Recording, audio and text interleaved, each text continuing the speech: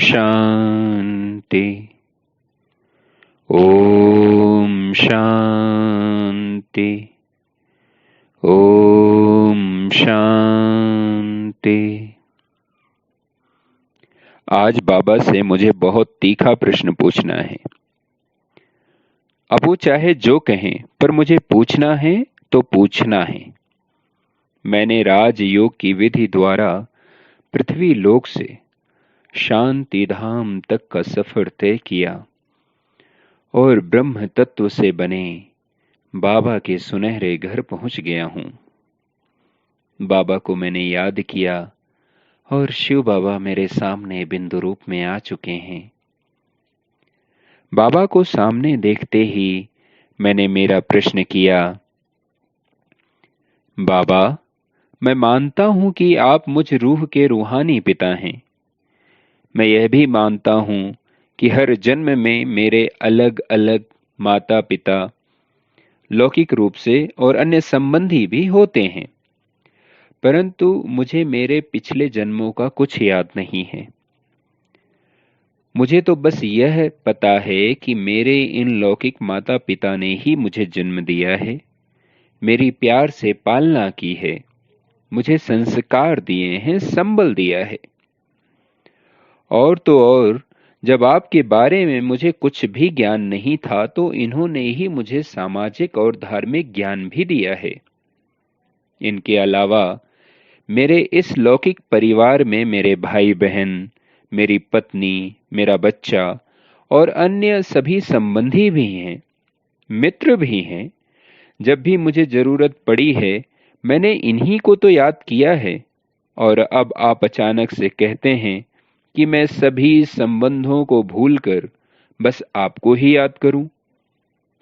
बाबा, आप एक तरफ कहते हैं कि घर परिवार नहीं छोड़ना है और दूसरी तरफ ऐसी विरोधाभासी बात कहते हैं।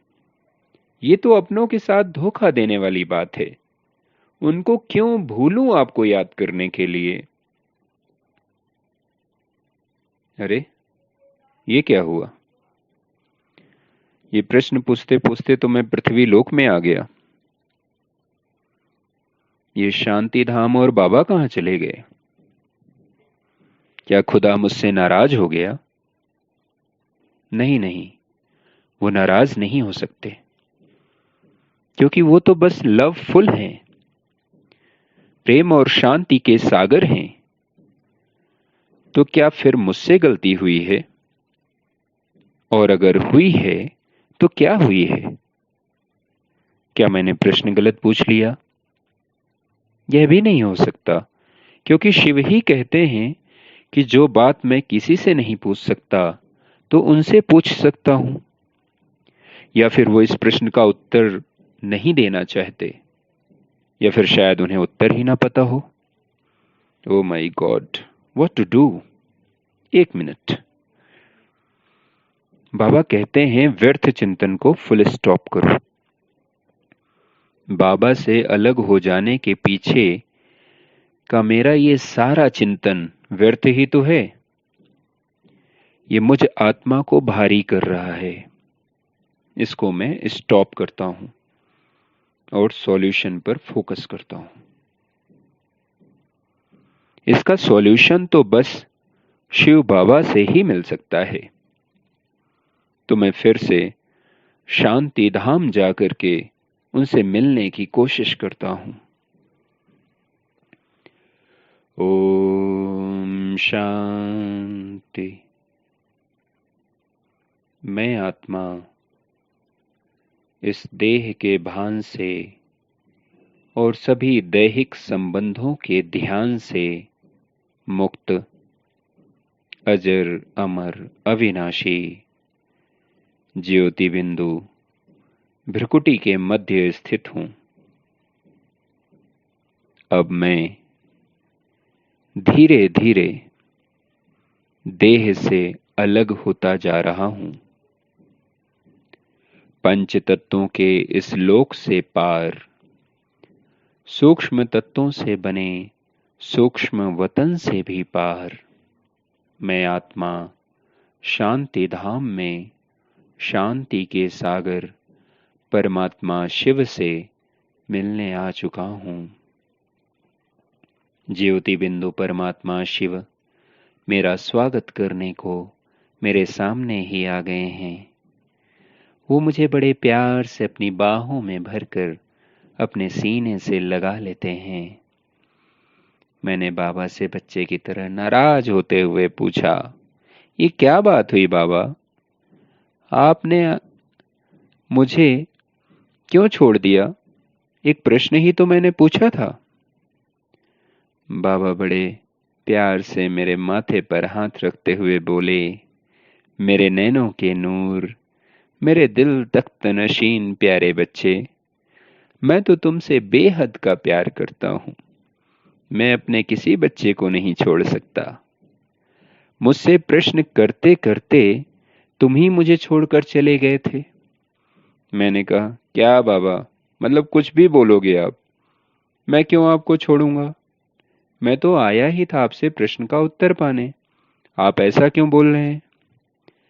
बाबा बोले, मेरे मीठे भोले बच्चे, जहां मैं हूं वहां माया नहीं, और जहां माया है वहां मैं नहीं।